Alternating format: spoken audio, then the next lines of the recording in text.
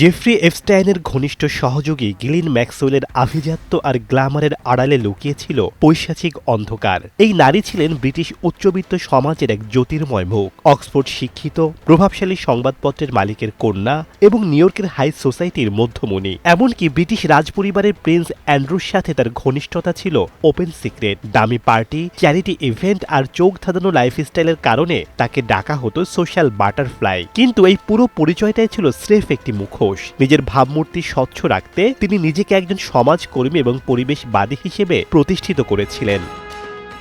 অ্যাপস্টাইনের এই বান্ধবী প্রথমেই দরিদ্র বা অসহায় পরিবারের কিশোরীদের টার্গেট করতেন। একজন নারী হিসেবে তিনি খুব সহজেই সেই মেয়েদের বিশ্বাস অর্জন করতেন, যাতে তারা কোনো সন্দেহ না করে। এরপর সেই মেয়েদের তিনি পাচার করতেন অ্যাপস্টাইনের ব্যক্তিগত সেই দ্বীপে, যেখানে বছরের পর বছর ধরে চলত ভয়ঙ্কর যৌন নিপীড়ন।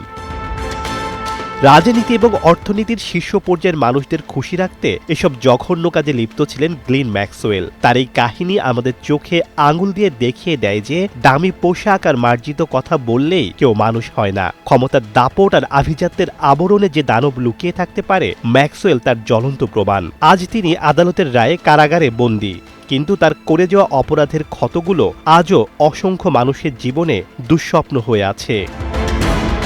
শেখ সাদি মারজান, সময় সংবাদ।